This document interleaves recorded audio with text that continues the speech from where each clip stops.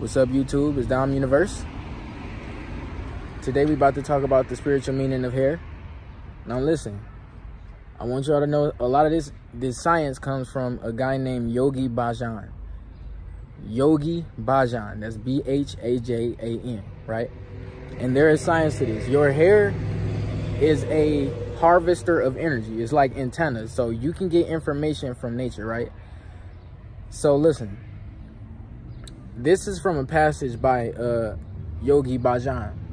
So it says, when the hair on your head is allowed to attain its full mature length, then phosphorus, calcium, and vitamin D are all produced and enter the lymphatic fluid, which is in the lymphatic system, and eventually the spinal column through the two ducts on the top of the brain.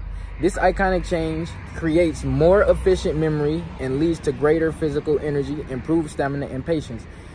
And your hair, since your hair is in your scalp, it sends energy to your brain, what's it called, the brain cells, right? And it speeds them up, so you get more intelligent, intuitive, and you can ignite the flame at the base of your spine, which is where the kundalini energy is, which is a blue flame, fire element. The sun is a fire element planet, right? And you can get energy through it from your hair, your body, or just your eyes. Your eyes from sun gazing. I made a video on sun gazing. And it sends energy to your pineal gland. It's also how you can activate it, right? So it sends a fluid down your spinal column. Just like when you're having sex, it sends the semen down your spinal column, and that's what they call pre-cum. That is what pre-cum is. And it's the fluid goes through your chakras as well. So you can just imagine it like it's a fluid coming from your third eye, your first eye, your pineal gland. And it's like the eye is crying, right? Because each of your chakras produce a fluid. Each of your chakras is a muscle system, and they all produce memory, or they can have memory, muscle memory. The heart is the strongest one, stronger than the brain. It's 100 times stronger than the brain.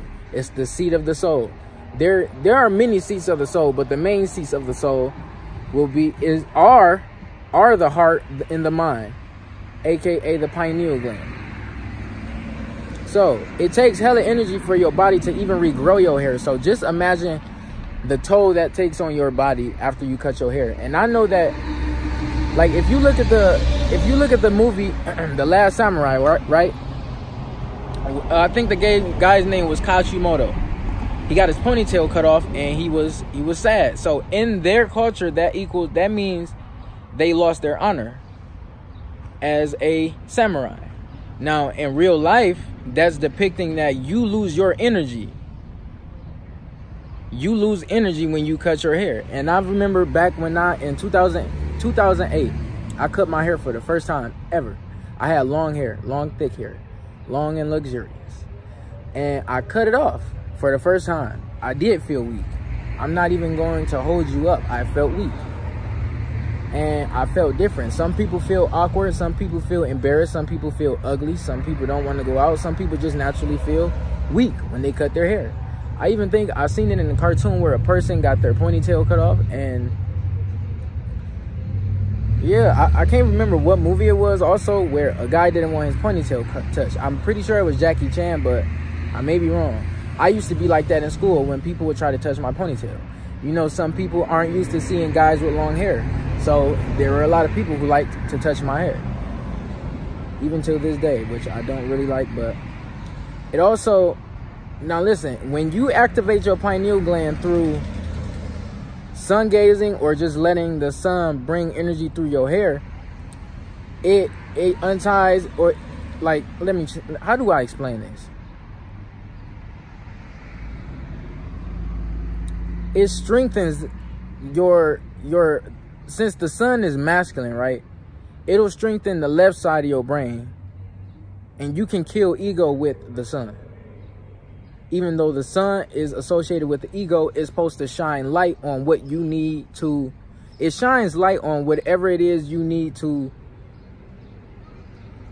adjust, fix, or work with in your life. It can shine light on anything that needs to be worked on.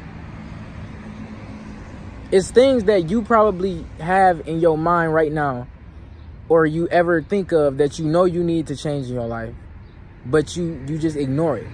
That is the sun's that is what the sun does. That is how it affects the mind in the astrological sense. When it comes to split ends though, instead of cutting them off, you can put what's that stuff called? Almond oil. You can put almond oil on them and let them absorb overnight. And this will heal your split ends. I've done this. Or you can just get dreads. And dreads, the spiritual meaning of dreads is to fear, dread, or have respect for a god. Excuse me. So you can just wet your hair, let it coil up, or just dread it up. And see how you like that. If you don't like dreads though, you can remove them before they lock up. So whenever you try to cut your hair, whenever you cut your hair, it disrupts the ability to channel energy from the sun. Your hair connects you to nature. Just like how it's grass on earth, right? If you cut grass, if you have a freshly cut lawn of grass, right? You see white transparent waves going through the grass, right? Just like when you cut your hair, waves, right? When you cut the wolf off your hair, waves. Now, when you wet your hair, right, you should also let your hair dry by sitting under the sun so it can absorb vitamin D and all the other it's a lot of benefits you can get from the sun, from your body and your hair and your eyes, just by sun gazing, just by sitting in the sun, sunbathing and sun gazing.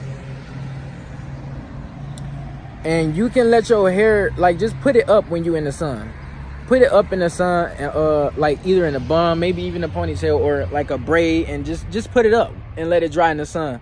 And after you are to like at night, let's say you shampoo your hair, or you put in like a type of oil in it, you get energy at night on your hair from the sun, but it has to be down for you to get this energy from the moon. I meant the moon. At night, you get energy from the moon when you have your hair down, or when you're shampooing it at night with your hair down. So you get energy through the hair from the sun and the moon. You can also sun gaze and moon gaze. These are different techniques we can do in life. And the thing women can do when they do this is when you comb, and this part for men, but the second part I'm about to say that pertains to this technique is for women. So check this out. When you comb your hair up from the front to the back to the front, left, right, left, it sounds like a cheat code, right? But when you do that, you make your body rebuild energy, and it washes away the tiredness of the day. So if you were to have been at work all day, you can just go comb your head and it'll bring you more energy. And for that, you don't even have to be in the sun. And for women, if they comb their hair twice a day, because you're not supposed to keep combing your hair, obviously, is that weakens and makes your hair brittle over time. When a woman does this just 2 times a day, they get their youthful complex strengthened and last longer. So they're youthful. They look younger for years. They get healthy menstruations, or have healthier menstruations, and it alleviates cramps, and it gives you, or helps you have good eyesight. And massaging your scalp actually every day helps your scalp release blood clots. Now, after realizing all this, you can try to cut your hair and see how it feels afterwards. You can try to cut your hair, see how it feels afterwards, and tell me if you feel weak. I'm pretty sure you're going to feel it.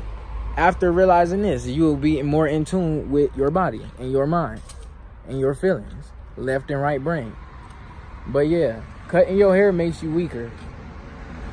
That's another way you can activate your pineal gland and your kundalini energy. you can meditate in the sun.